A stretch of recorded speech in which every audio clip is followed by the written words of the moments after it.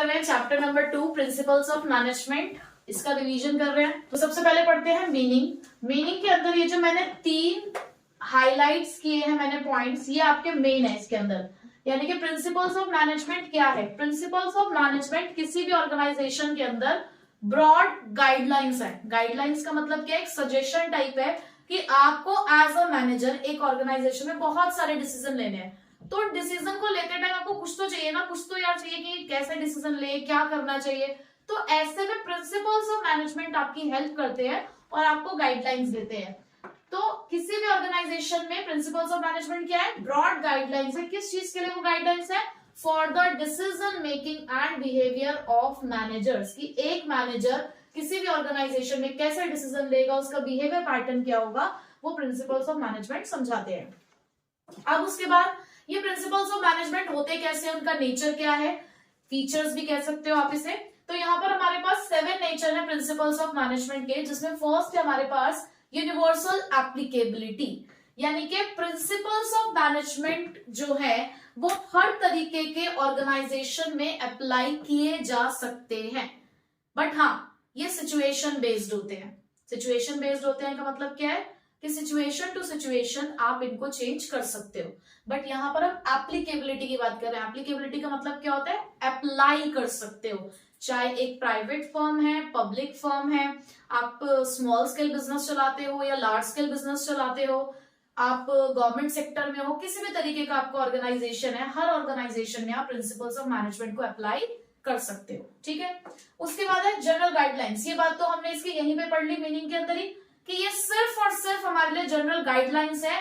These are not the readymade straitjacket solution to all your business problems. मैंने यहाँ पे एक line बोली, वो लाइन मैंने जानबूझकर बोली है। क्यों? क्योंकि देखो, आप बिजनेस स्टडीज की जब भी तैयारी करो तो मैं ये नहीं कहती कि डिट्टो बुक की लैंग्वेज लिखो, आप हेडिंग्स अच्छे से याद करो। ये एनसीईआरटी की हेडिंग्स आपको अच्छे से याद होनी चाहिए। अंदर का आप बना सकते हो, लेकिन एक लाइन हर पॉइंट के अंदर मेन होती है। वो उसलिए भी मेन होती है क्योंकि अगर केस स्टडी में क्वेश्चन आता है तो उस लाइन से आप उसको आइडेंटिफाई कर सकते हो। तो हेडिंग प्लस वो जो एक मेन लाइन है वो याद करो, बाकी का खुद बनाओ। तो ये जो मैंने अभी एक लाइन बोली कि जो प्रिंसिपल्स ऑफ मैनेजमेंट है, ये कोई रेडीमेड सॉल्यूशन नहीं है आपके हर बिजनेस प्रॉब्लम का, जस्ट गाइडलाइंस है। कि जब भी आप कहीं फंसे हुए हो तो जस्ट ये आपको गाइड कर रहे हैं कि देखो ये आप कर सकते हो। आपको लग रहा है आपके ऑर्गेनाइजेशन में बहुत सारा काम है और आपको स्पेशलाइजेशन चाहिए कि मतलब काम बिल्कुल परफेक्ट तरीके से होना चाहिए, तो ऐसे में एक प्रिंसिपल होता है हमारे पास डिवीजन ऑफ वर्क, आप उसे अप्लाई कर सकते हो। तो डिवीजन ऑफ वर्क क्या करता है? काम को बांट देता है लोगों में, किसके अकॉर्डिंग? उनके स्किल्स के अकॉर्डिंग, जिससे हमें क्या मिलता है? स्पेशलाइजेशन। ठीक है। नेक्स्ट है उसके बाद formed by practice and experimentation. देखो, ये मैनेजमेंट प्रिंसिपल्स भी कोई रातों रात डेवलप नहीं हुए हैं। इनके ऊपर भी पहले प्रैक्टिस हुई है, एक्सपेरिमेंट्स हुए हैं, हमने आउटकम्स निकाले हैं, तब जाके एक प्रिंसिपल डेवलप हुआ है। जिन भी लोगों ने प्रिंसिपल्स ऑफ मैनेजमेंट बनाए हैं, उन्होंने ऐसे ही नहीं कि एक दिन उनको सपना आया और अगले दिन उन्होंने कह दिया जी ये प्रिंसिपल होता है, नहीं। पहले उसको अलग अलग ऑर्गेनाइजेशन में अप्लाई किया, उनके आउटकम्स नोट डाउन किए, रिजल्ट निकाला, तब जाके आया कि अच्छा एक ऐसा प्रिंसिपल होता है। ठीक है। उसके बाद बट फ्लेक्सिबल है। प्रिंसिपल ऑफ साइंस की तरह प्रिंसिपल ऑफ मैनेजमेंट जो है वो रिजिड नहीं है। रिजिड मतलब फिक्स, स्ट्रिक्ट नहीं है। आप प्रिंसिपल्स ऑफ मैनेजमेंट में चेंज कर सकते हो, आप इन्हें सिचुएशन के अकॉर्डिंग मॉडिफाई कर सकते हो। ठीक है। बट ये कंटिंजेंट है। कंटिंजेंट का मतलब क्या होता है? Depending upon the prevailing situation. अभी क्या सिचुएशन चल रही है उसके अकॉर्डिंग आप प्रिंसिपल अप्लाई करते हो। जरूरी नहीं है हर सिचुएशन में सेम प्रिंसिपल चलता हो, सिचुएशन के अकॉर्डिंग कई बार प्रिंसिपल को चेंज करना पड़ता है। तो it depends upon the situation कि क्या सिचुएशन चल रही है, उसके अकॉर्डिंग आप अपना प्रिंसिपल अप्लाई करते हो। Next, this is behavioural. Behavioural क्यों? क्योंकि देखो यहां पर आप किसके साथ डील करते हो? The behaviour of manager, the behaviour of people in the organization. आप यहाँ पर ह्यूमन बीइंग के साथ डील कर रहे हो, और ह्यूमन बीइंग्स का जो बिहेवियर होता है वो सबका अलग होता है। तो यही रीजन है कि प्रिंसिपल्स ऑफ मैनेजमेंट के अंदर अगर आपने एक प्रिंसिपल अलग अलग जगह पर अप्लाई किया तो हो सकता है कि आपको आउटकम भी अलग अलग मिले, रिजल्ट अलग अलग मिल सकता है। क्यों? क्योंकि ह्यूमन बिहेवियर पे डील करता है। ठीक है। Next is cause and effect relationship. जितने भी मैनेजमेंट प्रिंसिपल्स हैं वो कॉज और इफेक्ट रिलेशनशिप पे बेस्ड है। कॉज और इफेक्ट रिलेशनशिप मतलब कि एक कारण है और उसका जो रिजल्ट है वो उसका इफेक्ट है। जैसे मैंने आपको जस्ट अभी एक एग्जांपल दिया था, division of work. Division of work एक प्रिंसिपल है और उस डिवीजन ऑफ वर्क को अगर हम अप्लाई करते हैं तो हमें ऑर्गेनाइजेशन में स्पेशलाइजेशन और एफिशिएंसी मिलती है, तो वो उसका इफेक्ट है। तो कॉज क्या है? Division of work. स्पेशलाइजेशन क्या है? उसका इफेक्ट। तो ऐसे बहुत सारे प्रिंसिपल्स है हमारे पास, जितने प्रिंसिपल्स है वो सारे कॉज है और उनसे मिलने वाला आउटकम हमारे लिए क्या है? उसका इफेक्ट है। ठीक है, ठीक है। तो ये हमारे पास 7 नेचर हो गए। अब आते हैं सिग्निफिकेंस बोलो, इंपॉर्टेंस बोलो, बात एक ही है। देखो, आप जब इंपॉर्टेंस याद करोगे ना तो ऐसे मत याद करना कि आपने कोई सी भी याद कर ली। आपको क्वेश्चन ऐसा आएगा, बहुत बार क्वेश्चन ऐसा है कि वो डायरेक्टली पॉइंट देते हैं कि यही वाला पॉइंट एक्सप्लेन करना है, कि यही वाला पॉइंट आपको एक्सप्लेन करना है। तो आपको प्रॉपर आपको याद करना है 6 के 6 पॉइंट। ऐसे नहीं करना कि कोई सब याद कर लिया, कोई से 3 याद कर लिए, कोई से 4 याद कर लिए। ठीक है, तो जो ज्यादातर इसका क्वेश्चन आया है वो डायरेक्ट क्वेश्चन ही आया है इसका। ठीक है, तो पहला है हमारे पास point, provides the managers with useful insights into reality. Insights का मतलब क्या होता है? इंसाइट्स, सोच, कि आपने यहां पर क्या सोचा हुआ था, आपके थॉट्स क्या थे। रियलिटी यानी कि उसको असलियत में बदलना। तो अगर आप मैनेजमेंट प्रिंसिपल्स को पढ़ते हैं तो वो आपकी अंडरस्टैंडिंग को बढ़ाता है, वो आपकी एबिलिटीज को इंक्रीज करता है। अगर आप मैनेजमेंट प्रिंसिपल्स को फॉलो करेंगे तो आप अपनी गलतियों से पहली बात तो सीखेंगे, और जब आप अपनी गलतियों से सीखेंगे तो आगे की चीजों को ठीक करते जाएंगे। तो जो आपकी सोच होगी वो रियलिटी में कन्वर्ट हो जाएगी, यानी कि जो आपकी थॉट प्रोसेस है आप उसको एक्शंस में कन्वर्ट कर सकते हो with the help of these management principles. Second point है ऑप्टिमम यूटिलाइजेशन ऑफ रिसोर्सेज। देखो, ये 2 पॉइंट्स हैं बेसिकली जो एक में कंबाइन किए गए हैं। अगर मैं सिर्फ पहले यहां तक के पॉइंट की बात करूं, ऑप्टिमम यूटिलाइजेशन ऑफ रिसोर्सेज, तो इसका मतलब है कि प्रिंसिपल्स ऑफ मैनेजमेंट आपके जितने भी रिसोर्सेज है, हमारे पास देखो एक ऑर्गेनाइजेशन में 3 तरीके के रिसोर्सेज होते हैं। फिजिकल रिसोर्सेज यानी कि मटेरियल्स वगैरह, इक्विपमेंट वगैरह हो गया। Human resources, the people working in the organization. और फाइनेंशियल रिसोर्सेज यानी कि मनी। तो प्रिंसिपल्स ऑफ मैनेजमेंट इस तरीके से आपको गाइड करते हैं कि आप इन सभी रिसोर्सेस को इस तरीके से इस्तेमाल करोगे कि आपकी मिनिमम कॉस्ट आएगी लेकिन मैक्सिमम आउटपुट आएगा। तो principles of management optimum utilization करते हैं रिसोर्सेस का with effective administration. Effective administration क्यों? क्योंकि यहां पर कोशिश की जाती है कि किसी भी तरीके से किसी भी मैनेजर का जो पर्सनल डिस्क्रिएशन है, यानी कि जो उसकी पर्सनल इच्छा है, जो पर्सनल जजमेंट है, वो यूज ना हो। तो जितने भी मैनेजमेंट प्रिंसिपल्स बनाए गए वो इस तरीके से बनाए गए हैं कि सबके बेनिफिट के लिए हो। जैसे मैं एक एग्जांपल देती हूं आपको। एक प्रिंसिपल है रेम्यूनरेशन ऑफ एम्प्लॉइज। उसमें बोला जाता है कि the remuneration should be just and equitable. अब जस्ट एंड इक्विटेबल से उनका मतलब क्या है कि वो दोनों को फेवर करते हैं, ऑर्गेनाइजेशन को भी फेवर करते हैं और एम्प्लॉय को भी, कि भाई एम्प्लॉय को इतना पैसा मिले कि वो अपना रीजनेबल स्टैंडर्ड मेंटेन कर सके, और जो पैसा कंपनी भर रही है उस एम्प्लॉय को, उसे देने में हमारी कंपनी भी अपना, मतलब कंपनी का भी जो पोटेंशियल है वो उतना हो कि वो उस एम्प्लॉय को उतना पैसा भर सकती हो, यानी कि कंपनी की अर्निंग कैपेसिटी के अंदर आना चाहिए वो पैसा। तो दोनों के फेवर में है ना, किसी के साथ भी गलत नहीं हो रहा है। तो यहाँ पर किसी भी मैनेजर ने भी अपना पर्सनल जजमेंट यूज नहीं किया और किसी भी एम्प्लॉय का भी नुकसान नहीं हुआ। तो इसीलिए जो जहां पर जो एडमिनिस्ट्रेशन होता है वो कैसा होता है? इफेक्टिव। उसके बाद scientific and thoughtful decision. Management principles के अंदर जो भी आप डिसीजन लेते हो वो हिट एंड ट्रायल नहीं है, वो साइंटिफिक है, लॉजिकल है, कोई ब्लाइंड फेथ नहीं है, यानी कि आंख बंद करके हम यहाँ पे कुछ नहीं कर रहे हैं, सब कुछ सोच विचार करके यहाँ पे डिसीजन लिए जा रहे हैं। कोई भी मैनेजमेंट प्रिंसिपल आप अप्लाई कर रहे हो तो वो लॉजिक्स पे बेस्ड है, ऐसा नहीं कि वो कुछ भी है, वो लॉजिक्स पे बेस्ड है। ठीक है। Meeting changing environment requirement. अब देखो, हमने यहां पर इसके नेचर में ही पढ़ा है कि मैनेजमेंट प्रिंसिपल्स आर फ्लेक्सिबल, यानी कि अगर कभी जरूरत पड़ती है, आपको पता है कि आपका बिजनेस एनवायरनमेंट बदल रहा है, तो अगर बिजनेस एनवायरनमेंट की नीड होगी तो आपको अपना मैनेजमेंट प्रिंसिपल्स बदलना होगा, आपको अपने मैनेजमेंट प्रिंसिपल्स को बदलना होगा। तो ये आपकी चेंजिंग एनवायरनमेंट की जो रिक्वायरमेंट है उसको भी पूरा करते हैं। फिफ्थ है हमारे पास फुलफिलिंग द सोशल रिस्पॉन्सिबिलिटी। अब जो मैंने अभी अभी आपको एक प्रिंसिपल बताया रेम्यूनरेशन ऑफ एम्प्लॉय, क्या वो सोशल रिस्पॉन्सिबिलिटी पूरे नहीं कर रहे towards the company and towards the employee? आपने क्लास 11th में पूरा एक चैप्टर पढ़ा है सोशल रिस्पॉन्सिबिलिटी, उसमें एक टॉपिक था responsibility toward different interest groups. तो एक कंपनी के लिए भी आपकी रिस्पॉन्सिबिलिटी बनती है भाई, जिसमें आप काम कर रहे हो उसके लिए भी, जिसने जो आपको पैसा दे रहे हैं उनके टुवर्ड्स भी आपकी रिस्पॉन्सिबिलिटी है, जो एम्प्लॉय काम कर रहा है आपके यहाँ पे उसके टुवर्ड्स भी आपकी कोई रिस्पॉन्सिबिलिटी है। तो बहुत सारे मैनेजमेंट प्रिंसिपल्स ऐसे हैं जो सोशल रिस्पॉन्सिबिलिटी को पूरा करते हैं। एक इक्विटी प्रिंसिपल है हमारे पास, स्टेबिलिटी ऑफ पर्सनल है हमारे पास। तो ऐसे बहुत सारे प्रिंसिपल्स हैं जो कहीं ना कहीं सोशल रिस्पॉन्सिबिलिटी को पूरा कर रहे हैं। Last, management training education and research. देखो जितने भी मैनेजमेंट प्रिंसिपल्स है ना, जैसे कि जब आप मैथमेटिक्स पढ़ने की शुरुआत की थी आपने बचपन में, तो सबसे पहले आपको क्या सिखाया गया था?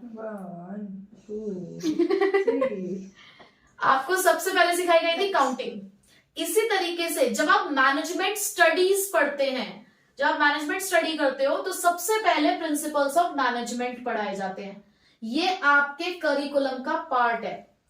प्रॉपर एक पूरा सब्जेक्ट भी है हमारे पास प्रिंसिपल ऑफ मैनेजमेंट के नाम से। तो जब भी आप कभी भी इसमें अगर एंटर करते हैं और आगे जाते हैं अगर आप मैनेजमेंट की लाइन में, तो आपकी ट्रेनिंग एजुकेशन रिसर्च का पार्ट होंगे मैनेजमेंट प्रिंसिपल्स। कल को आप बीबीए करोगे या एमबीए करते हो तो वहां आपको पढ़ाए जाएंगे मैनेजमेंट प्रिंसिपल सबसे पहले। और देखो कहीं ना कहीं जो आप थ्योरी पढ़ते हो तो प्रैक्टिकली आपको वो चीजें याद आती हैं, समझ आती हैं, आप ऑब्जर्व करोगे उसे। ठीक है, तो ये 7 हमारे पास सिग्निफिकेंस थे प्रिंसिपल्स ऑफ मैनेजमेंट के। ठीक है, अब हमें नेक्स्ट टॉपिक पढ़ना है इनके प्रिंसिपल्स ऑफ मैनेजमेंट। आपको जिन दो लोगों के यहाँ पे प्रिंसिपल्स पढ़ने हैं उसमें पहला है हमारे पास हेनरी फ्योल और दूसरा है हमारे पास एफ.डब्ल्यू. टेलर।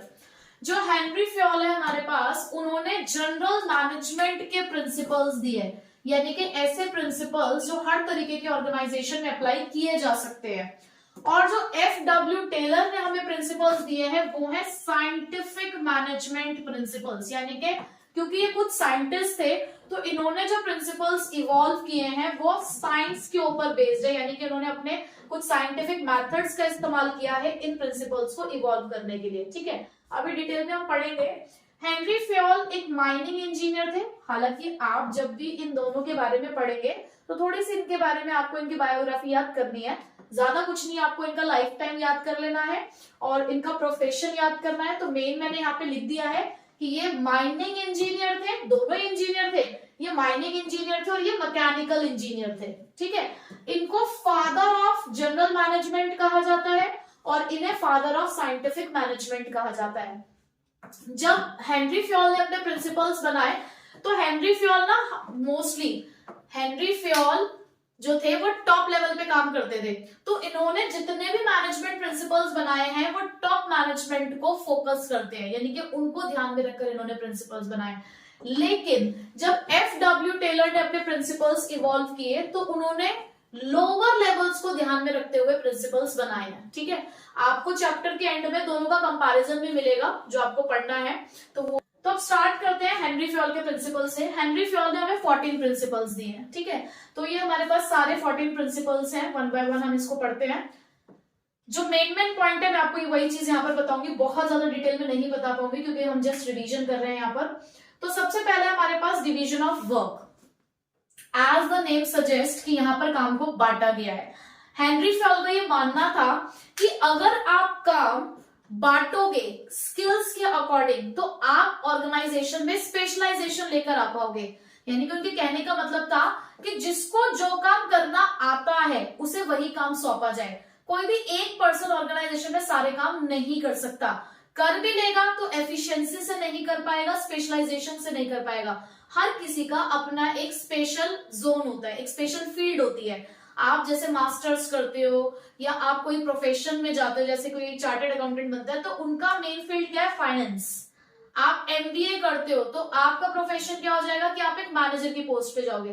तो हर किसी का अपना एक स्पेशलाइजेशन एरिया होता है, तो जिसको जो काम करना आता हो उसे वही काम सौंपना चाहिए, ऐसा फ्योल का मानना था। तो डिवीजन ऑफ वर्क में उन्होंने क्या कहा, work should be divided into small task according to their skills, कि छोटे छोटे पार्ट से बांटो काम को, और जिसको जो काम सूट करता हो, जो जिसके स्किल्स को मैच करता हो, उसी को वो काम सौंपो। क्यों? क्योंकि जब रिपीटेडली लोग एक ही काम को डेली बेसिस पे करेंगे तो उसमें उनकी क्या आ जाएगी, स्पेशलाइजेशन। समझ आ गई बात यहां तक? उसके बाद नेक्स्ट आया अथॉरिटी एंड रिस्पॉन्सिबिलिटी। देखो अथॉरिटी का मतलब है राइट टू कमांड, आपके पास ये अधिकार है कि आप किसी को इंस्ट्रक्शंस दे सकते हो, कमांड दे सकते हो। एंड रिस्पॉन्सिबिलिटी का मतलब होता है the obligation to perform the assigned task, ये हमारी ड्यूटी है कि हमें जो काम सौंपा गया है वो काम हमें पूरा करना है। अब इसमें हम तीन बातें बोलते हैं अथॉरिटी और रिस्पॉन्सिबिलिटी में, कि अगर अथॉरिटी रिस्पॉन्सिबिलिटी से ज्यादा हो गई तो क्या होगा, आपके हाथों में पावर ज्यादा है लेकिन आपके पास काम कम है, आपके ऊपर रिस्पॉन्सिबिलिटीज कम, आपके पास पावर ज्यादा है लेकिन जिम्मेदारी कम है आपके पास, तो ऐसे में आप अपनी पावर का क्या कर जाओगे, मिसयूज। वहीं पे अगर आपके पास पावर कम है लेकिन आपके कंधों पर रिस्पॉन्सिबिलिटीज ज्यादा हैं, पर आपके पास उन रिस्पॉन्सिबिलिटीज को पूरा करने की पावर नहीं दी ऑर्गेनाइजेशन ने आपको, तो आप अपना काम पूरा नहीं कर पाओगे। तो इसीलिए हमेशा ऐसा कहा जाता है कि अथॉरिटी और रिस्पॉन्सिबिलिटी कैसे होनी चाहिए, बराबर। ठीक है, उसके बाद आते हैं हम डिसिप्लिन पे। डिसिप्लिन का मतलब क्या होता है, obedience to the rules and regulations of the organisation. Organisation ने अपने कुछ रूल्स और रेगुलेशंस बनाए हैं, उनका पालन करना। बट क्या सिर्फ इसी को डिसिप्लिन कहते हैं? नहीं, किसी भी ऑर्गेनाइजेशन में डिसिप्लिन के अंदर फेयोल ने तीन बातें बोली। उसने कहा गुड सुपीरियर, उसने सबसे पहली बात बोली क्लियर एंड फेयर एग्रीमेंट्स। पहली बात तो जो एग्रीमेंट्स होते हैं वो क्लियर होने चाहिए। क्लियर का मतलब सबको समझ में आए हो, किसी के माइंड में उन एग्रीमेंट्स को लेकर कोई कंफ्यूजन ना हो। फेयर, सभी के फेवर में हो, ऑर्गेनाइजेशन के फेवर में भी हो वो agreement, as well as employees के भी फेवर में हो। ठीक है, तो पहला पॉइंट उन्होंने डिसिप्लिन में बोला वो यही कि क्लियर एंड फेयर एग्रीमेंट्स होने चाहिए। दूसरा, good superior at all the levels. Her level पे जो सुपीरियर्स हैं वो हमारे अच्छे सुपीरियर्स होने चाहिए। अच्छे सुपीरियर से उनका मतलब क्या था, एक ऐसा सुपीरियर जो अपने वर्कर्स को साथ लेकर चलता हो, जो सिर्फ बात को बोलना ही नहीं, बातों को सुनना भी जानता हो। ठीक है। तीसरा, जुडिशियस एप्लीकेशन ऑफ पेनल्टीज। और अगर कोई इन एग्रीमेंट में लिखी हुई बातों को नहीं मानता है, यानी कि डिसिप्लिन को ब्रेक करता है, तो उसके साथ जुड़ी हुई पेनल्टीज उसको भुगतनी पड़ेगी।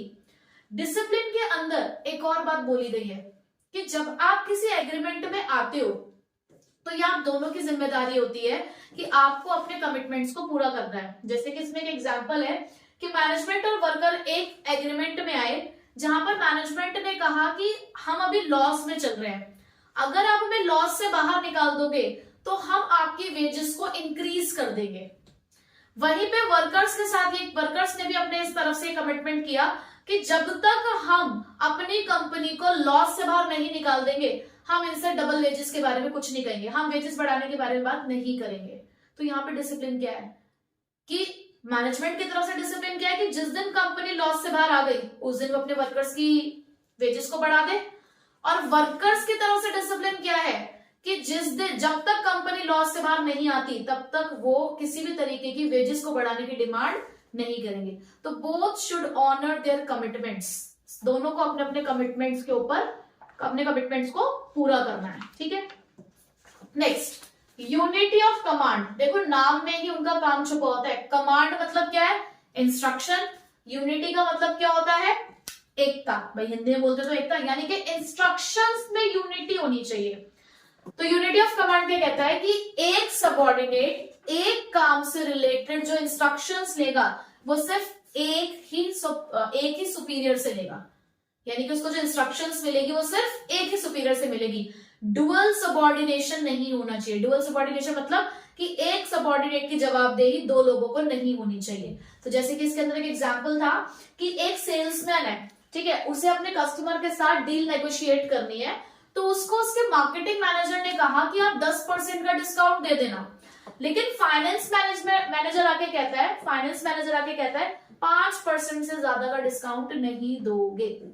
अब उस सेल्समैन के लिए तो भाई दोनों ही उसके सुपीरियर है, सेम बात के लिए दोनों ने अलग अलग इंस्ट्रक्शंस दे दी, तो यहाँ यूनिटी ऑफ कमांड था क्या? नहीं। तो ऐसे में जो सेल्समैन था वो क्या हुआ? कंफ्यूज हो गया कि मैं क्या करूं, किसकी बात को मानूं? जिसकी नहीं मानूंगा वही मेरे से नाराज हो जाएगा, तो कंफ्यूजन क्रिएट होता है। यहाँ पर जो एम्प्लॉय है, जो पर्सन है, जो आपके इंस्ट्रक्शन को सुन रहा है, जो सबऑर्डिनेट है, उसको एक्सक्यूज के भी चांसेस मिल जाते हैं अगर वो कल को अपनी मनमानी कर देता है तो। क्यों? क्योंकि वो कह देगा मैं तो कंफ्यूज था, मैं किसकी बात मानता। ठीक है, नेक्स्ट यूनिटी ऑफ डायरेक्शन। अब यूनिटी किस में होनी चाहिए? यूनिटी डायरेक्शन में, यानी कि जिस तरफ आप चलो, दैट मींस गोल। तो इसलिए यहाँ पर बोला गया one head should have one plan. आपने ऑर्गेनाइजेशन में अलग अलग हेड्स बना रखे हैं, चाहे अलग अलग डिपार्टमेंट्स बना रखे हैं, तो हर एक हेड का जो गोल है वो एक ही होना चाहिए। किसी भी पॉइंट पे दो अलग अलग हेड्स के गोल ओवरलैप नहीं होने चाहिए। जहां पर unity of command dual subordination को अवॉइड करता है, वहीं पे unity of command overlapping of activities को अवॉइड करता है। अब ये ओवरलैपिंग ऑफ एक्टिविटीज का मतलब क्या है? तो किसी एक ऑर्गेनाइजेशन में कार भी मैन्युफैक्चर होती है, बाइक्स भी मैन्युफैक्चर होती है। अब देखो दोनों को मैन्युफैक्चर करने का जो तरीका है वो अलग है, दोनों के जो रिसोर्सेज हैं वो अलग है। तो यहाँ पर यूनिटी ऑफ डायरेक्शन क्या कहता है? भाई दोनों को डिविजन्स अलग अलग कर दो, दोनों को अलग अलग कर दो, दोनों को अपने अपने रिसोर्सेज दे दो सारे, ताकि एक की वजह से किसी दूसरे का काम अटके ना। ठीक है, अगर कभी यूनिटी ऑफ कमांड ब्रेक होता है ना, वायलेट होता है, तो वो एक इंडिविजुअल को अफेक्ट करता है। लेकिन अगर यूनिटी ऑफ डायरेक्शन वायलेट होता है ना, तो पूरे ऑर्गेनाइजेशन को अफेक्ट करता है। ये मैंने आपको दोनों में डिफरेंस भी बता दिया। एक तो मीनिंग लिखोगे, एक क्या है कि ये डुअल सबऑर्डिनेशन को अवॉइड करता है, और ये ओवरलैपिंग ऑफ एक्टिविटीज को, ये एक इंडिविजुअल को अफेक्ट करता है और ये पूरे ऑर्गेनाइजेशन को। Next is centralization and decentralization. देखो सेंट्रलाइजेशन का मतलब होता है कि जब decision making authority top level management के हाथों में है, लेकिन डिसेंट्रलाइजेशन का मतलब क्या है? जब वही अथॉरिटी हमने लोअर लेवल्स ऑफ मैनेजमेंट के साथ बांट दी है। तो देखो क्या कोई भी ऑर्गेनाइजेशन कंप्लीट सेंट्रलाइज होना चाहिए? सारी अथॉरिटी सिर्फ टॉप लेवल के पास है। भी खरीदने जाना आपको टॉप लेवल से परमिशन लेनी है, छोटी से छोटी और बड़ी से बड़ी हर चीज के लिए आपको टॉप लेवल मैनेजमेंट से परमिशन लेनी पड़ रही है। तो भाई कंप्लीट सेंट्रलाइजेशन से काम नहीं चल पाएगा। सिर्फ कहां चल सकते हैं? अगर नंबर ऑफ एक्टिविटीज कम है, एक छोटा सा ऑर्गेनाइजेशन आप चला रहे हो तो। लेकिन जब एक्टिविटीज बढ़ेगी, ऑर्गेनाइजेशन बढ़ेगा, तो सेंट्रलाइजेशन से काम नहीं चलेगा, क्योंकि एक बंदा सारे काम नहीं कर पाएगा। फिर हमें लोगों में अथॉरिटी बांटने की जरूरत पड़ेगी, तो ऐसे भी डिसेंट्रलाइज आएगा। बट क्या सारी अथॉरिटी अगर हम लोअर लेवल को दे देंगे, क्या वो भी सही है? कंप्लीट डिसेंट्रलाइजेशन क्या अच्छा है हमारे लिए? नहीं, कंप्लीट डिसेंट्रलाइजेशन भी अच्छा नहीं है। तो there should be a balance between the centralization and decentralization. जो मेन इंपॉर्टेंट एरियाज है हमारे ऑर्गेनाइजेशन के, वो टॉप लेवल के हाथों में होने चाहिए, और जो रूटीन वर्क्स वाली चीजें हैं वो हम डिसेंट्रलाइज कर सकते हैं। ठीक है, next is scalar chain. Scalar chain आपकी वही द चेन ऑफ कमांड, जहां पर आपको पता है कि this is the line of communication, कि यहाँ पर आपको बातचीत करने का तरीका समझाया गया है कि किसी भी ऑर्गेनाइजेशन के अंदर आप किस तरीके से बात कर सकते हो। तो सपोज करो अगर ए को डी से बात करनी है, तो पहले वो बी को बताएगा, बी डी को बताएगा, उन्हें ये फॉलो करना है। ए को अगर जी से बात करनी है, तो पहले वो सी को बताएगा, सी ई को बताएगा, ई जी को बताएगा। या बी को अगर जी से बात करनी है, तो बी ए को बताएगा, ए सी को बताएगा, सी ई को बताएगा, ई जी को बताएगा। तो ये रूट फॉलो करना पड़ेगा। This is scalar chain, the chain of command, the chain of communication. But sometimes in case of emergency इस स्केलर चेन को ब्रेक किया जा सकता है, but only in case of emergency, जहां पर दो सेम लेवल के लोग, मैंने दो बात बोली इसके अंदर कि कब ये काम कर सकते हो आप। एक बात मैंने बोली only in case of emergency, और वो भी कौन लोग कर सकते हैं? सेम लेवल के लोग। जो दोनों लोग सेम लेवल पे काम करते हो वो आपस में बात कर सकते हैं, and this is the shortest route. तो एक शॉर्टेस्ट रूट वो फॉलो कर सकते हैं, जिसका नाम क्या है यहाँ पे? Gang plank. ठीक है, क्या नाम है? Gang plank. जो कब इस्तेमाल किया जा सकता है? In case of emergency. किसके बीच में? दो लोगों के बीच में जो सेम लेवल पे काम करते हो, और ये क्या कहलाता है हमारा? The shortest route. ठीक है, बट नॉर्मल सिचुएशन में आप इस गैंग प्लैंक को इस्तेमाल नहीं कर सकते। अब देखो सपोज करो बी को ई से बात करना है, अगर इमरजेंसी नहीं है तो बी ए से बात करेगा, ए सी से बात करेगा, सी ई से बात करेगा। बट अगर इमरजेंसी है और बी को ई से बात करनी है, तो बी वो बात डी को बता देगा और डी वो बात सीधे ई को बता देगा। तो इस तरीके से स्केलर चेन आपकी वर्क करती है।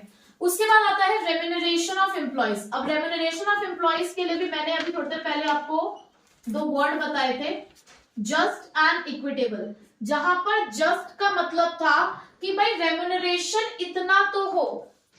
जो हम पढ़ रहे हैं रेम्यूनरेशन ऑफ एम्प्लॉइज, इसमें फ्योल बात करता है कि जब एम्प्लॉय आपके पास काम करता है तो उसको रेम्यूनरेशन यानी कि उसको जो बदले में आप पैसा दे रहे हो या इन काइंड जो भी दे रहे हो वो कैसा होना चाहिए। तो उन्होंने कहा वो होना चाहिए जस्ट एंड इक्विटेबल।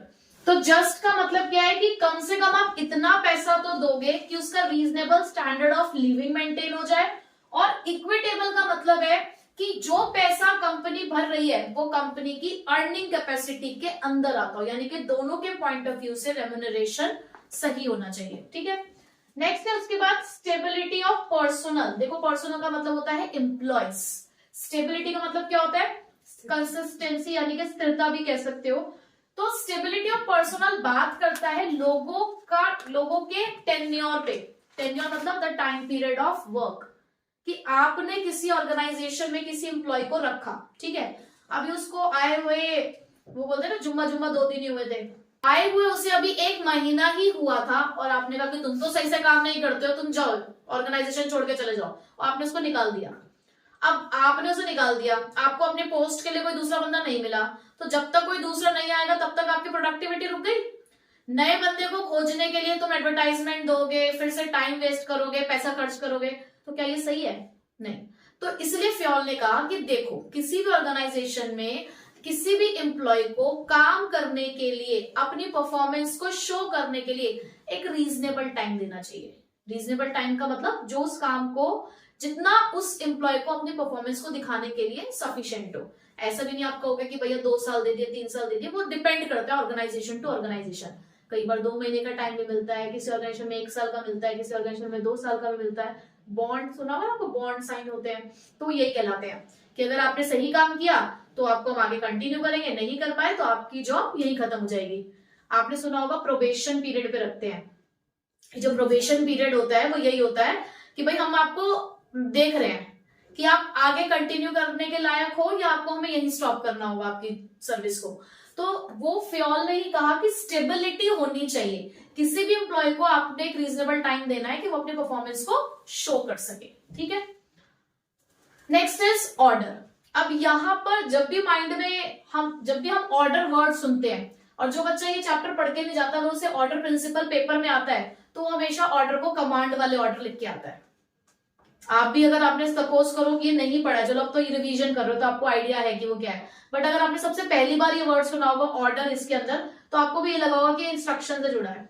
लेकिन यहां पर ऑर्डर अरेंजमेंट से जुड़ा है। यहां पर अब 2 ऑर्डर के बारे में बात करते हैं, एक होता है मटेरियल ऑर्डर और एक होता है सोशल ऑर्डर।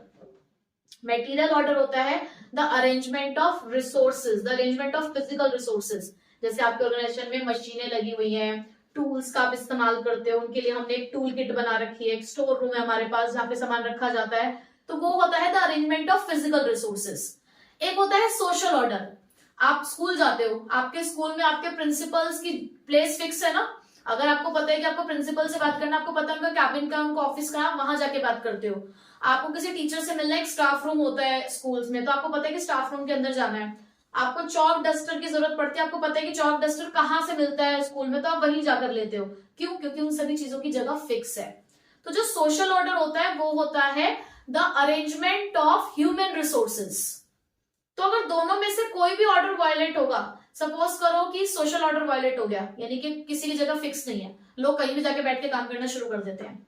अब किसी सबऑर्डिनेट को किसी सुपीरियर से सजेशन लेना, उसे पता ही नहीं वो बंदा कहाँ है, वो ढूंढता रहेगा कहाँ है, और ऐसा होगा कि उसको जो नीडेड सजेशन था वो टाइम पे मिलेगा ही नहीं। ऐसे ही आपको किसी टूल की जरूरत है, अब आप कहीं पे भी रख देते हो, जैसे ये लगा आप लोग काम करते हो, स्कूल से आते हो अपना सामान इधर उधर रख देते हो, तो कहीं पर कहीं जाना होता है तो, या फिर स्कूल जाना है, कॉपी नहीं मिल रही है, बुक नहीं मिल रही है, या अपने कपड़े भी कहीं ना कहीं रख देते हो, और जब कहीं जाना पड़ता है तो ढूंढते रहते हो, अच्छा ये कहाँ है, ये कहाँ है। क्यों? क्योंकि आप अपना सामान सही जगह पर रखते नहीं हो। ऐसे ऑर्गेनाइजेशन में किसी को एक टूल की जरूरत है, उन्होंने उसे टूल किट में रखा नहीं, तो ढूंढते रह जाएंगे ना कहाँ है, तो ऐसे में क्या होगा, टाइम वेस्ट होगा। तो इसे बोलते हैं the violation of material order. तो ऑर्डर प्रिंसिपल किसके बारे में बात करता है? Everyone and everything must be at his और इट्स प्लेस। किसी भी ऑर्गेनाइजेशन में सभी लोग और सभी चीजें अपनी अपनी जगह पर होनी चाहिए। उसके बाद है इनिशिएटिव। इनिशिएटिव का मतलब होता है taking the first step with self motivation. खुद आगे बढ़कर काम करना इज इनिशिएटिव। वो पहला कदम हमें लेना है अपने आप। हमें कोई अपॉर्चुनिटी दिख रही है तो अपॉर्चुनिटी को ऐसे देख के बाय बाय नहीं करना है, उसको रोकना है, उसका हाथ पकड़ना है, खुद आगे बढ़कर। तो इनिशिएटिव प्रिंसिपल क्या कहता है? खुद आगे बढ़कर काम करना है। तो ऐसे में बोला जाता है कि सपोज करो आप किसी ऑर्गेनाइजेशन में काम करते हो, आपके माइंड में कोई क्रिएटिव आइडिया है, कोई सजेशन है जिससे कंपनी का फायदा हो सकता है, उसकी कॉस्ट ऑफ प्रोडक्शन कम हो सकती है, तो आपने आगे बढ़कर कंपनी को बताना है उसके बारे में कि हमारे पास इस तरीके का कोई आइडिया है जिससे कंपनी को फायदा हो सकता है। ठीक है, तो यानी कि यहाँ पर एम्प्लॉय से कंस्ट्रक्टिव सजेशंस इनवाइट किए जाते हैं। इक्विटी। अब इक्विटी का मतलब क्या है? इक्वालिटी। तो इक्विटी प्रिंसिपल ये कहता है कि ऑर्गेनाइजेशन के अंदर एक डिस्क्रिमिनेशन फ्री एनवायरनमेंट होना चाहिए। किसी भी तरीके का डिस्क्रिमिनेशन नहीं होना चाहिए on the basis of caste, colour, gender, religion, इस तरीके से नहीं होना चाहिए। तो उन्होंने बेस्ट एग्जांपल दिया एमएनसीज कि मल्टीनेशनल कंपनीज के अंदर अलग अलग नेशनैलिटी के लोग एक डिस्क्रिमिनेशन फ्री एनवायरनमेंट में काम करते हैं। ठीक है, next is Spirit D corps. Spirit D corps का मतलब क्या है? Unity is strength. यहां पर वो अप्लाई होता है एकता में बल है, जो हमने बचपन में पढ़ा। सोचो मत कौन सी एकता में बल है, सोचिए। यहाँ पर ना मैं आपको 3 चीजें बताती हूँ कि यहाँ पर क्या होता है। एक तो यहाँ पे बात की जाती है म्यूचुअल ट्रस्ट की। देखो भाई, एक दूसरे पे विश्वास करना होगा। अगर आप कह रहे हो कि हमें मिलजुल कर काम करना है तो एक दूसरे पे ट्रस्ट होगा तभी तो यहाँ पे म्यूचुअल ट्रस्ट की बात होती है। यहाँ बात होती है टीम स्पिरिट की, क्योंकि यहाँ पर हम टीम में रहकर काम करते हैं। तीसरी बात होती है यहाँ पर बिलोंगिंगनेस, यानी कि अपनेपन की। किसी ऑर्गेनाइजेशन के अंदर ये 3 चीजें होना बहुत जरूरी है एज पर दिस प्रिंसिपल, कि आप एक टीम में रहकर काम करोगे। कभी भी मैनेजर ये नहीं कहेगा कि मैंने किया है, वो कहेगा कि हमने किया है। जिस दिन तुम अच्छा बढ़िया सा रिजल्ट लेकर आओगे तो उस दिन तुम भी ये मत कहना कि मैंने किया है, कह देना कि हमने किया है। कभी जब स्कूल में टेस्ट होता है तो खुद करते हो क्या? जब हम नहीं कर पाते तब हम कभी तो यही बोलते हैं कि मैंने गलत किया है। जब कहते ना हमने गलत किया है, मानेगा कौन? हाँ, टेस्ट और पेपर करते हो ना टीम वर्क से तुम लोग, ये टीम वर्क यही पे ही है। ठीक है, हाँ। तो म्यूचुअल ट्रस्ट, टीम स्पिरिट और बिलोंगिंगनेस, ये 3 मेन चीजें हैं एस्पिरिट डी कॉर्प्स के अंदर। तो जैसे सपोज करो हमने काम ग्रुप्स में बांटा। अब एक ग्रुप का कोई मेंबर अगर बीमार हो गया तो बाकी मेंबर्स ये ना सोचे कि हमने तो अपना अपना काम कर लिया है। नहीं, उस बंदे का काम क्या करना है? आपको आपस में बांट लेना है ताकि जो ग्रुप टारगेट है वो अचीव हो सके। Last, subordination of individual interest to general interest. अब यानी कि साथ किसका देना? सबऑर्डिनेशन। सबऑर्डिनेशन मतलब दोनों में से कौन से को प्रायोरिटी देनी है? एक अकेले बंदे को या फिर पूरा एक ग्रुप को? किसको प्रायोरिटी दी जाती है ऑर्गेनाइजेशन में? ग्रुप को। एक अकेले बंदे को तो सभी मार देते हैं। तो subordination of individual interest to general interest क्या कहता है कि कभी भी अगर डिस्प्यूट अराइज होता है और हमें प्रायोरिटी देनी है तो भाई सबऑर्डिनेशन मतलब कौन सा इंटरेस्ट सेकेंडरी हो जाएगा? Individual interest. कि सपोज किसी ऑर्गेनाइजेशन में एक बंदा कहता है कि यार मेरे को ना 50,000 रुपए सैलरी चाहिए। अब कंपनी कहती है कि भाई तुम्हें 50,000 सैलरी देने का मतलब है कि ये जो इन्वेस्टर्स हैं इन्हें हमें रिटर्न कम देना पड़ेगा, कस्टमर के लिए प्राइस बढ़ानी पड़ेगी, सप्लायर को हम पेमेंट नहीं दे पाएंगे, गवर्नमेंट को हम टाइम से टैक्स नहीं दे पाएंगे। तुम अकेले बंदे की वजह से इतने सारे लोगों को सफर करना पड़ेगा। तो कहेंगे ऐसा है, हम आपके आगे हाथ जोड़ते हैं, आप इस कंपनी को छोड़ के जा सकते हैं, हम आपका साथ नहीं दे सकते। हम किसको प्रायोरिटी देंगे? अपने जनरल इंटरेस्ट को। एक की वजह से सभी को सफर नहीं कराया जा सकता। तो यहाँ पर बात होती है कि किसको प्रायोरिटी देनी है? जनरल इंटरेस्ट को। किसके हित में आपको डिसीजन लेना है?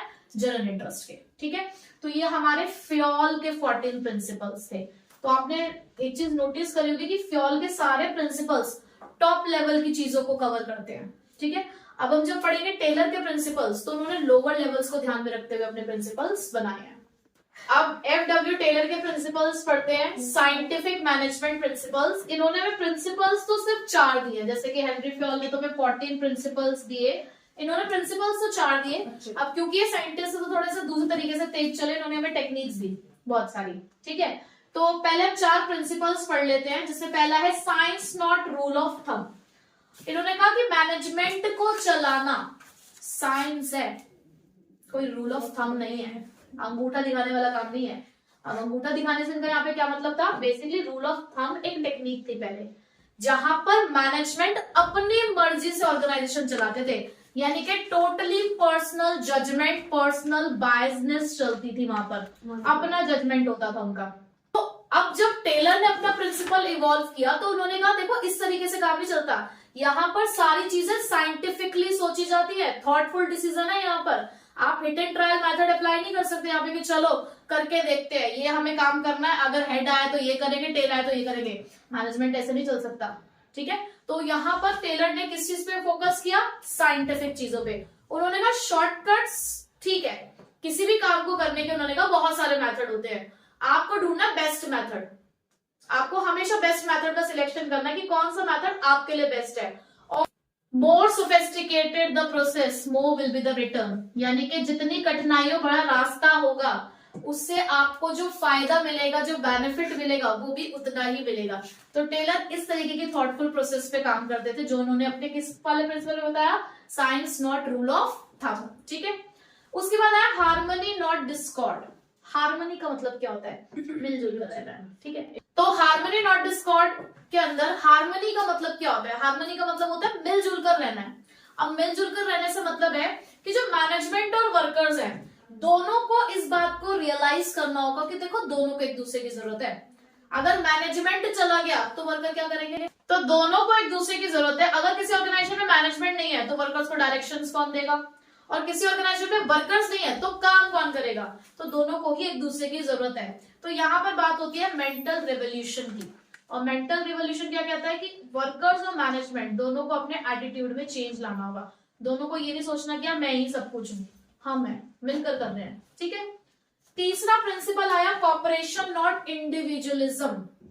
कॉपरेशन, एक दूसरे के साथ कॉपरेट करना है, कॉम्पिटिशन नहीं करना। कॉपरेशन नॉट इंडिविजुअलिज्म में ये कहा गया कि there should be a cooperation not competition among the workers and the management. मतलब दोनों को कॉम्पिटिशन नहीं लड़ना एक दूसरे से, एक दूसरे को कॉपरेट करना है काम के लिए। जो कॉपरेशन नॉट इंडिविजुअलिज्म है ये एक्सटेंशन है कौन से प्रिंसिपल का, हार्मनी नॉट डिस्कॉर्ड का। दैट मीन्स इसमें वो सारी बातें हैं जो यहाँ पे कही गई हैं, बट कुछ और भी एडिशनल बातें हैं, जैसे कि वो ये कहते हैं कि आपको इक्वल डिवीजन करना होगा यहाँ पर काम का। ऐसा नहीं है कि किसी को तो आप बहुत ज्यादा काम दे रहे हो, किसी को आप बिल्कुल काम नहीं दे रहे हो, ऐसा नहीं है। सबको मिलजुल कर काम करना है ना, सबको एक दूसरे को कॉपरेट करना है ना, तो इक्वल डिवीजन होना चाहिए।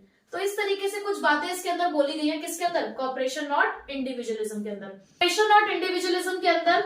और यहाँ पर ना वर्कर्स से सजेशंस भी इनवाइट किया था, क्योंकि देखो सामने वाले को लगना चाहिए कि हम आप इसी ऑर्गेनाइजेशन के पार्ट है, तो आपके सजेशन में मैटर करते हैं। हाँ, आप हमारे साथ कॉपरेट करो, हम आपके साथ कॉपरेट करेंगे। तो भाई अनरीजनेबल डिमांड नहीं करनी चाहिए वर्कर्स को मैनेजमेंट के साथ। At the same time management भी जो प्रॉफिट कमाता है वो अपने पॉकेट्स में ना डाल ले, वो अपने वर्कर्स के साथ उसको बांटे, ठीक है। उसके बाद लास्ट प्रिंसिपल इनका development of each and every person to his and her greatest efficiency and prosperity. कहीं ना कहीं ये वाला प्रिंसिपल डिवीजन ऑफ वर्क से जुड़ा है। जो थॉट प्रोसेस फ्योल के माइंड में थी इस प्रिंसिपल को बनाते टाइम, टेलर के माइंड में भी यही था। यहाँ पर उन्होंने भी यही बोला कि यहाँ पर वो कहते हैं कि हर एक पर्सन का डेवलपमेंट होना चाहिए, हर एक पर्सन अपनी एफिशिएंसी और प्रोस्पेरिटी को बढ़ाए। तो उन्होंने कहा कि ऑर्गेनाइजेशन में जब आप एम्प्लॉयज का सिलेक्शन करते हो तो वो साइंटिफिकली होनी चाहिए, स्किल्स के अकॉर्डिंग लोगों को काम बांटो, जो जिसको जो काम करना आता हो, जो जिस काम को करने की एबिलिटी रखता हो, उसे अगर आप वही काम दोगे तो उससे क्या होगा, उसकी प्रोडक्टिविटी बढ़ेगी। प्रोडक्टिविटी बढ़ेगी तो प्रॉफिट्स बढ़ेंगे, अगर प्रॉफिट बढ़ेंगे तो कंपनी को भी फायदा होगा और वर्कर को भी फायदा होगा। तो इससे कंपनी की प्रोस्पेरिटी भी बढ़ेगी और उसके अंदर काम करने वाले एम्प्लॉयज की प्रोस्पेरिटी भी बढ़ेगी। और जब रिपीटेडली कोई पर्सन सेम काम करता है तो स्पेशलाइजेशन मिलता है, और स्पेशलाइजेशन से क्या आती है हमेशा, एफिशिएंसी, ठीक है। तो यहाँ पर उनका भी थॉट प्रोसेस बिल्कुल वही था जो डिवीजन ऑफ वर्क में फ्योल का था। So now the technique. अब टेक्निक्स हमारे पास ये 7 टेक्निक्स है, लेकिन ये कुछ पार्ट्स में डिवाइड की गई है। ये पहली टेक्निक है, ये है आपकी टेक्निक नंबर 2, और ये जो आपके पास 4 टेक्निक है ये एक ही कैटेगरी में आती है, इसको बोलते हैं वर्क स्टडी। ठीक है, तो हमें ये 7 टेक्निक्स पढ़नी है। तो सबसे पहले पढ़ते हैं functional foremanship. Functional foremanship division of work को फॉलो करता है फ्योल के, लेकिन उसके एक प्रिंसिपल को वायलेट करता है, which is unity of command. ठीक है, फंक्शनल फॉर्मेनशिप में ऐसा कहा गया कि यहां पर काम को 8 स्पेशलिस्ट में बांटा गया है। देखो मैं आपको सिर्फ आउटलाइन दे रही हूँ टेक्निक्स की, बहुत ज्यादा डिटेल में नहीं जा रही हूँ। तो यहां पर काम को 8 स्पेशलिस्ट में बांटा गया। आपके पास एक फैक्ट्री मैनेजर है, 4 हमारे पास प्लानिंग इंचार्ज है, 4 हमारे पास प्रोडक्शन इंचार्ज है। तो प्लानिंग इंचार्ज में जो 4 लोग हैं उसमें पहला है इंस्ट्रक्शन कार्ड क्लर्क, जिसका नाम क्या है, नाम तो यही है काम क्या है, जिसका काम क्या है, इंस्ट्रक्शंस ड्राफ्ट करना, कि कौन क्या काम करेगा उसके लिए वो इंस्ट्रक्शंस लिखता है।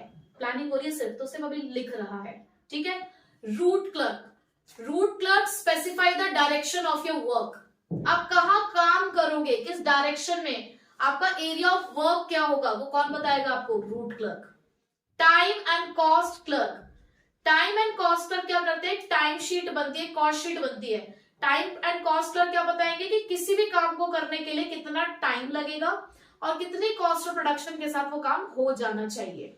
ठीक है, डिसिप्लिनेरियन मेंटेन करेगा डिसिप्लिन इन द ऑर्गेनाइजेशन, उन सभी वर्कर्स के बीच में क्या मेंटेन करेगा, डिसिप्लिन। सब कुछ प्लानिंग हो रही है यहाँ पे, अभी एग्जीक्यूशन स्टार्ट नहीं हुआ है, एग्जीक्यूशन स्टार्ट होगा प्रोडक्शन वाले में। अब प्रोडक्शन इंचार्जेस में पहला है हमारे पास कौन, speed boss.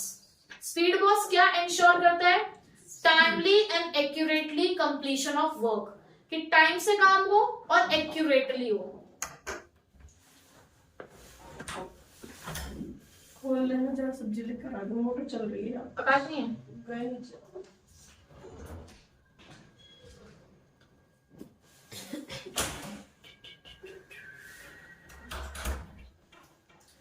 Gang boss, gang boss का काम क्या है कि वो मशीन और टूल्स को रेडी रखता है फॉर द ऑपरेशंस, कि आपके एम्प्लॉइज आए, आपके वर्कर्स आए, काम करना शुरू कर दें, मतलब मशीन और टूल्स उनके लिए रेडी है, यानी कि वो वर्किंग कंडीशन में है या नहीं, बेसिकली गैंग बॉस इस चीज को इंश्योर करता है। Next, repair boss. Repair boss का काम क्या है, मेंटेनेंस चेक करते रहना, टाइम टू टाइम मशीनों के मेंटेनेंस को चेक करता है। लास्ट हमारे पास जो इंचार्ज है यहाँ पर वो कौन है, इंस्पेक्टर, वो चेक करता है द क्वालिटी ऑफ वर्क, आपने क्या काम किया वो उसकी क्वालिटी चेक करेगा। इन 8 स्पेशलिस्ट के अंडर काम करते हैं सारे वर्कर्स। ठीक है, तो ये फंक्शनल फॉर्मेनशिप में हुआ। स्टैंडर्डाइजेशन एंड सिंप्लीफिकेशन, स्टैंडर्डाइजेशन अलग है, सिंप्लीफिकेशन अलग है। स्टैंडर्डाइजेशन का मतलब होता है कि आप अपने ऑर्गेनाइजेशन में हर एक चीज का स्टैंडर्ड सेट कर सकते हो। जैसे कि आपने कहा कि 1 क्विंटल ऑफ रॉ मटेरियल है हमारे पास जो कि हमें 10,000 यूनिट्स प्रोड्यूस करके देगा। 1 क्विंटल ऑफ रॉ मटेरियल में 10,000 यूनिट बनती है, ये एक स्टैंडर्ड है। कल को अगर 1 क्विंटल ऑफ रॉ मटेरियल में आपकी 9,800 यूनिट्स बनी, तो अब आप कंपैरिजन कर सकते हो ना कि 200 यूनिट्स कहां गई।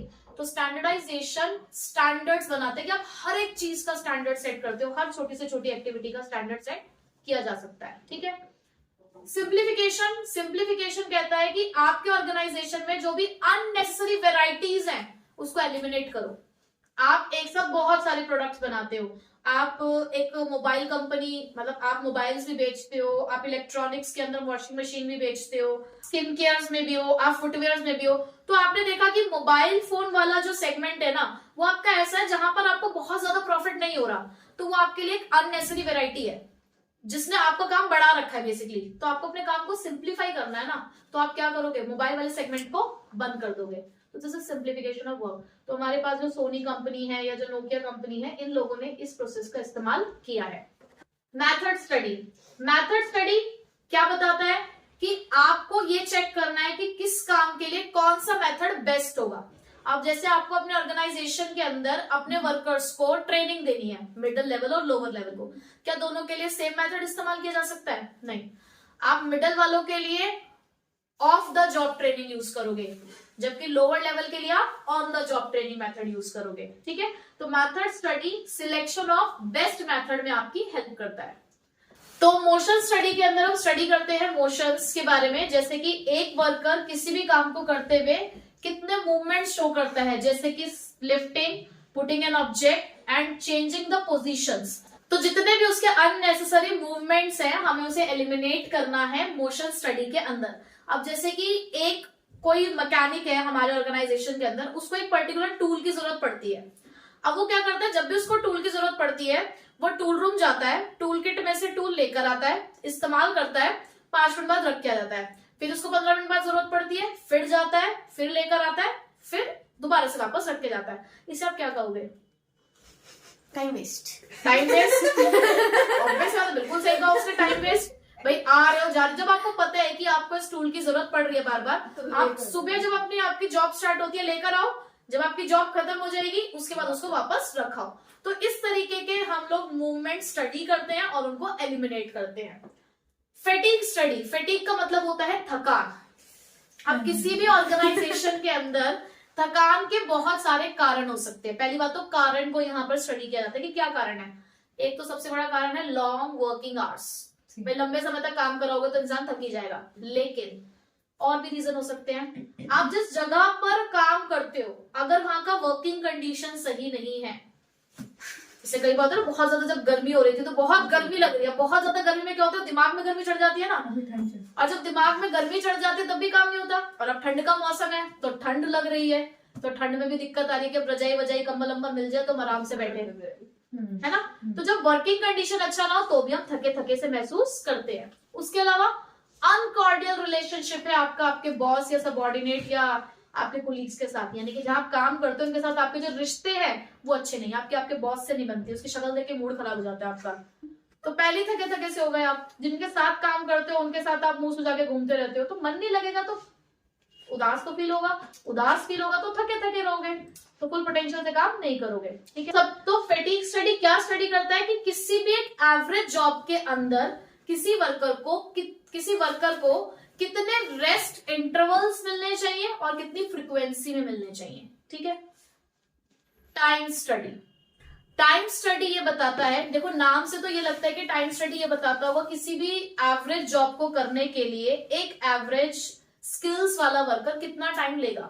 ठीक है, टाइम स्टडी के अंदर ये भी हमें पता चलता है कि किसी भी काम को करने के लिए कितना टाइम लगेगा, बट इसका जो ऑब्जेक्टिव है, इसका ऑब्जेक्टिव है कि इससे हमें ये पता लगता है कि हमें कितने नंबर ऑफ वर्कर्स की जरूरत है अपने ऑब्जेक्टिव को पूरा करने के लिए, अपने टास्क को कंप्लीट करने के लिए हमें कितने वर्कर्स की जरूरत है और हमारी लेबर कॉस्ट कितनी आएगी। जैसे कि किसी भी एक कोई फैक्ट्री में लंच बॉक्स बनते हैं, तो एक लंच बॉक्स जो है वो 30 मिनट में तैयार होता है। ठीक है, एक लंच बॉक्स कितने मिनट में तैयार होता है? 30 मिनट के अंदर एक लंच बॉक्स रेडी हो जाता है। अब मुझे ना 1 आवर के अंदर 10 लंच बॉक्स चाहिए। ठीक है, 1 घंटे में 10 लंच बॉक्स रेडी चाहिए मुझे, तो मैं कितने वर्कर्स रखूं कि 1 घंटे के अंदर 10 लंच बॉक्स बन जाए? 30 मिनट में एक बनता है। ठीक है, तो 1 घंटे में कितने बनेंगे? 2। यानी कि एक वर्कर 1 घंटे में कितने बना लेगा? 2। कितने बनाने हमें? 10। तो कितने चाहिए होंगे हमें? 5। ठीक है, पता चल गया।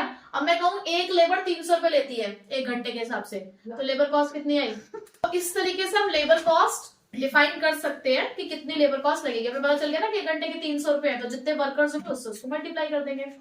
उसके बाद है डिफरेंशियल पीस वेज सिस्टम। नाम क्या कहता है? डिफरेंशियल, डिफरेंट, पीस यानी कि यूनिट्स, वेज मतलब जो पैसा आपको मिल रहा है, सिस्टम यानी कि एक ऐसा सिस्टम है जो कहता है जैसा काम वैसा दाम, जितना काम करोगे उतना ही पैसा मिलेगा। तो यहाँ पे टेलर कहता है कि मुझे ना अपने कामकाजी वर्कर और आलसी वर्कर को अलग अलग करना है, एफिशिएंट और इनएफिशिएंट वर्कर्स को अलग अलग करना था। तो वो टारगेट सेट कर देते हैं कि 100 यूनिट्स का हमने टारगेट सेट कर दिया है, जो 100 यूनिट्स तक और उससे ज्यादा बना देगा उसको हम 2 रुपीज पर यूनिट के हिसाब से एक्स्ट्रा देंगे, और जो 100 यूनिट से कम बनाएगा उसको हमने बता दिया, उसका स्टैंडर्ड हमने बता दिया स्टैंडर्ड रेट कि भाई 10 रुपए है, और जो 100 से ऊपर होगा उसको हमने कर दिया 12 रुपए। तो अब यहाँ पे उनके रेट्स में उनके जो रेम्यूनरेशन बनेगा, उनके जो वेजेस बनेगा उसमें डिफरेंस आएगा। तो जब एक की वेजेस ज्यादा दिखेंगी जो टारगेट अचीव कर लेगा, तो दूसरा मोटिवेट होगा ना कि नेक्स्ट टाइम मुझे भी टारगेट अचीव करना है ताकि मैं भी वहां तक पहुंच सकूं। तो इससे क्या होगा, जो काम करेगा उसे पैसा मिलेगा, उसे बेनिफिट मिलेगा, और जो आराम कर रहे थे ग्रुप टारगेट के चक्कर में, मजे कर रहे थे, आराम से बैठे थे, अब वो सेपरेट हो जाएंगे। ठीक है, तो ये हमारी 7 टेक्निक्स थी टेलर की, और ये पूरे हमारे ये प्रिंसिपल्स है, टॉपिक जो हमें पढ़ना है। दोनों में कई बार चॉइस भी आ जाती है और कई बार सिंगल क्वेश्चन भी आ सकता है। ठीक है, तो इसी के साथ चैप्टर नंबर 2 खत्म हुआ।